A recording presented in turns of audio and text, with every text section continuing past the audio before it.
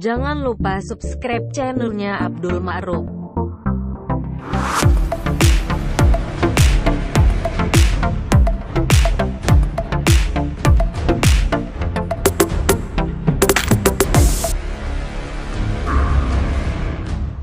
Abuya Dimyati Cidahu, Pandeglang, Banten. Sosok ulama karismatik sekaligus paku tanah Banten pada masanya. Guru besar mayoritas ulama Banten yang satu ini, selain terkenal dengan ilmu agamanya yang tinggi, beliau juga dikenal memiliki karomah kesaktian yang sangat luar biasa.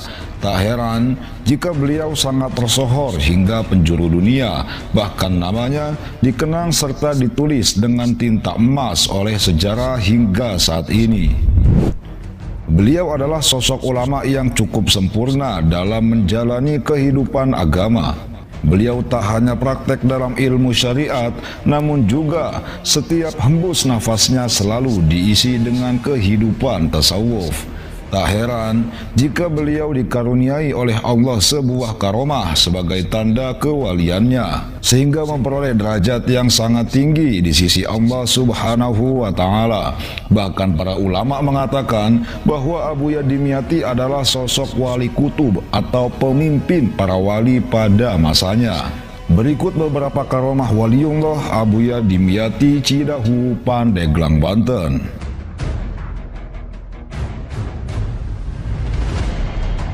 Menghentikan dan menundukkan waktu. Dikisahkan oleh seorang kiai muda tentang kunjungannya ke pesantren Abuya Dimyati pada tahun 2000-an. Pada saat itu, sang kiai berkesempatan ikut sholat berjamaah subuh bersama Abuya Dimyati. Sebelum takbiratul ihram, tanpa disengaja matanya melirik ke arah jam dinding. Waktu yang masih diingatnya saat itu pukul 5.00. Ia pun lantas memulai sholatnya dan menyusul takbir Abuya Dimyati. Sholat subuh berjamaah pun berlangsung. Suara merdu yang dilantunkan Abuya Dimyati membuat para jamaah semakin khusyuk dalam sholatnya. Jika biasanya tiap sholat subuh setelah Fatihah, sang Abuya membaca surat At-Takasur di rokaat pertama dan surat An-Nasr di rokaat kedua. Namun kali ini Abuya membaca surat Yasin pada rokaat pertama dan surat Al-Mulk pada rokaat kedua. Tentu akan memakan waktu yang cukup lama, terlebih Abuya membacanya dengan tartil.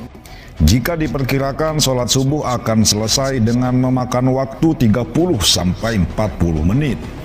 Mengingat surat yang dibaca Abuya adalah surat yang terbilang cukup panjang, belum lagi ditambah doa kunut serta bacaan dan gerakan yang lain. Namun kekhusyuan sholat bersama Abuya membuat para jamaah terlupa akan hal ini.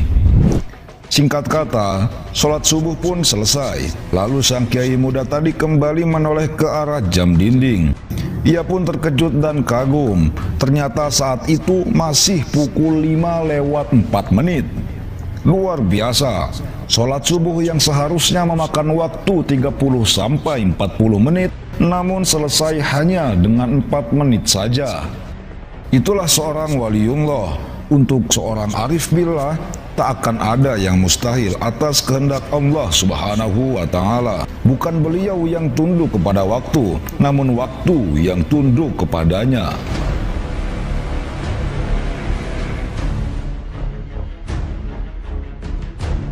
2. Menembus ruang dan waktu.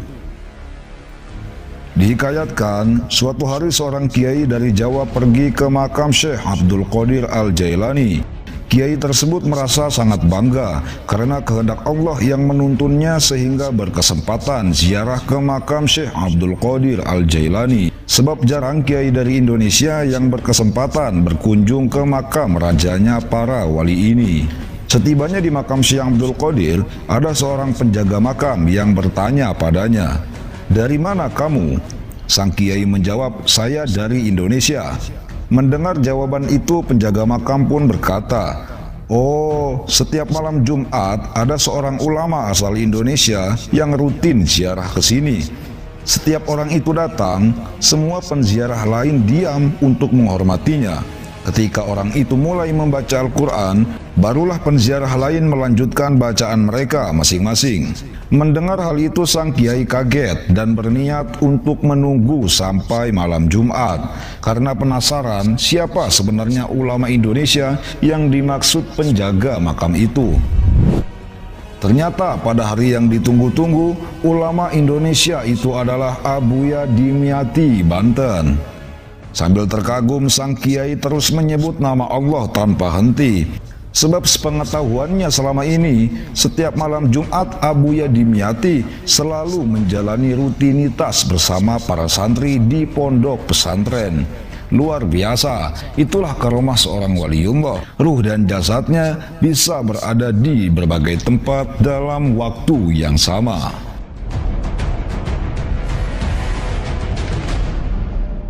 Tiga peristiwa aneh menimpa rezim Orde Baru.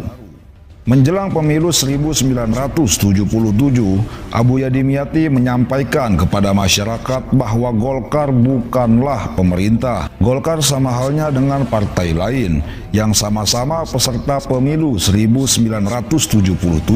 Hal ini beliau tuturkan hanya untuk menjernihkan suasana bahwa masyarakat berhak menentukan pilihannya masing-masing. Sebab masyarakat kala itu berpikiran bahwa Golkar adalah pemerintah. Semuanya bermula dari kedilemaan masyarakat dalam menentukan pilihan. Masyarakat yang telah memandang kearifan dan keulamaan Abuya Dimyati memang selalu mengadu dan bertanya kepada beliau di saat merasa bimbang terhadap suatu situasi. Dengan jawaban Abuya, berarti masyarakat bebas memilih dalam pemilu tanpa ada unsur paksaan. Namun jawaban dan pernyataan Abuya dianggap sebagai bentuk menentang pemerintahan. Abuya Dimyati diproses dan ditangkap di kediamannya pada 14 Maret 1977. Abuya Muhtadi selaku putra sulung Abuya Dimyati mengatakan bahwa ayahnya ditangkap karena dianggap pemberontak dan dituduh PKI. Kemudian pihak keluarga menerima kabar bahwa Pengadilan Negeri Pandeglang memvonis Abuya Dimyati dengan hukuman penjara selama 6 bulan. Sidang itu berlangsung tanpa adanya saksi dan pengacara. Setelah kabar itu menyebar, para santri, masyarakat hingga Jawara Banten berkumpul di jalan utama kota Pandeglang. Tak ada kendaraan lewat, jalan diblokir. Massa telah siap menyerbu penjara Pandeglang dekat alun-alun kota untuk membebaskan Abuya Dimyati. Pandeglang berubah menjadi mencekam. Kabar tentang upaya pembebasannya itu pun sampai di telinga Abuya Dimyati. Lalu beliau menulis surat untuk disampaikan kepada Abuya Murtado, salah satu putra Abuya Dimyati. Beliau meminta agar Abuya Murtado meneruskan surat itu kepada Jarok Kamit dan Ahmad Waluh, dua tokoh jawara besar di Banten kala itu. Dalam surat yang dibuatnya, Abuya Dimyati berpesan, "Saya di penjara sudah tenang, jangan mengadakan tindakan apapun." Membaca surat itu, kedua jawara tersebut sempat kecewa, namun mereka tetap menghormati keputusan Abuya Dimyati. Perlahan jawara dan masyarakat membubarkan diri dan mengurungkan niat untuk membebaskan paksa Abuya Dimyati. Pandeglang berangsur tenang. 4 bulan berlalu, keluarga terus berusaha mengeluarkan Abuya Dimyati. Namun beliau selalu menolak siapapun yang ingin membebaskannya. "Saya tidak mau mengkhianati pemerintah. Ini kan sudah keputusan hakim selama 6 bulan. Kenapa baru 4 bulan saya sudah disuruh keluar?" kata Abuya Dimyati. Hingga pada akhirnya Kiai Haji Tubagus Ma'ani Rusdi, ulama yang berpengaruh di Banten, mendatangi penjara untuk menemui kepala penjara dan menjenguk Abuya Dimyati. Kepala penjara mengatakan syarat pembebasan Abuya Dimyati ialah dengan membayar uang tebusan. Kemudian Kiai Haji Tubagus meminta perkenan Abuya Dimyati agar mau dibebaskan olehnya. Namun lagi-lagi Abuya menolaknya. Ini penolakan kesekian kali Abuya Dimyati kepada orang-orang yang ingin membebaskannya. Di sisi lain, pihak keluarga terus mengharapkan pembebasan sang Abuya. Akhirnya Kiai Haji Tubagus mencari uang tebusan dan menyerahkannya langsung ke pihak penjara. Abuya Dimyati pun dibebaskan. Ini nih yang menjenguk saya, padahal saya lagi enak-enak di dalam penjara, tutur sang Abuya setelah dirinya dibebaskan secara paksa. Peristiwa aneh menimpa orang-orang yang terlibat dalam penangkapan dan pemenjaraan Abuya Dimyati pada saat itu. Jaksa Negeri Pandeglang mendadak gila. Hakim Pengadilan Negeri Pandeglang menjadi bisu. Anggota Polri yang menjemput Abuya Dimyati di kediamannya menjadi stres dan hampir setiap hari selalu berada di jalan, menyetopi serta melempari kendaraan yang melintas. Terbukti bahwa bagi seorang arif billah akan selalu berada dalam lindungan Allah Subhanahu wa Ta'ala di setiap langkah-langkahnya.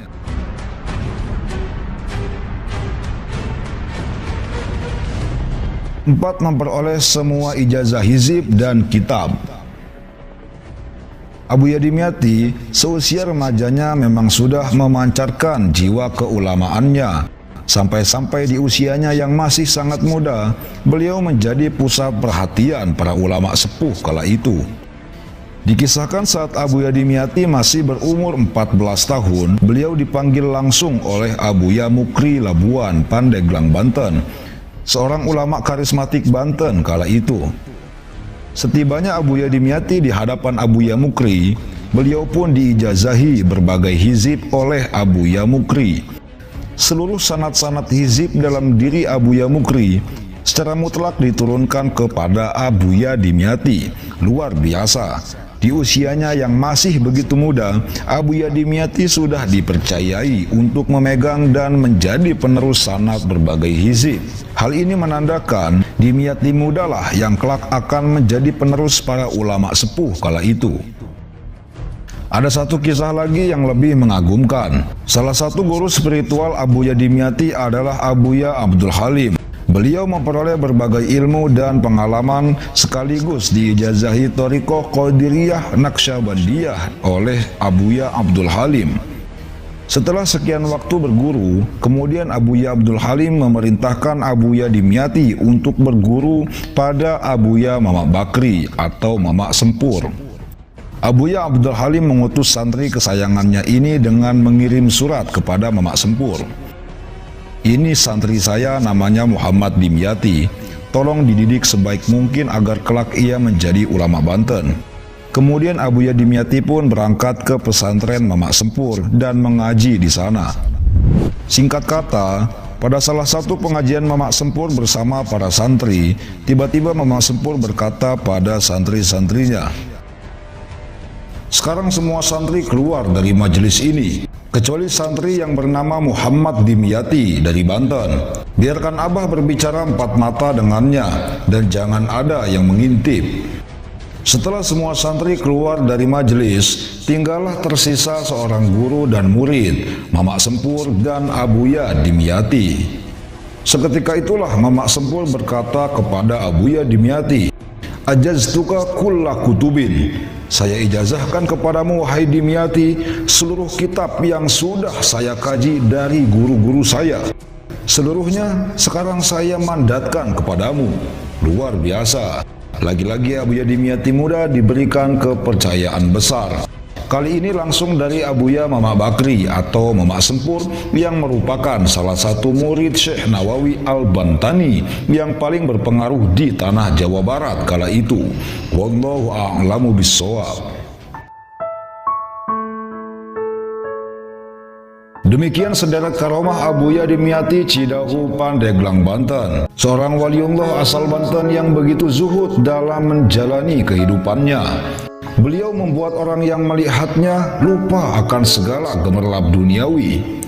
Sosok ulama yang menjadi tumpuan berbagai kalangan masyarakat. Mari bersama-sama kita bacakan surat Al-Fatihah yang dikhususkan kepada Abuya Muhammad Dimyati bin Abuya Muhammad Amin.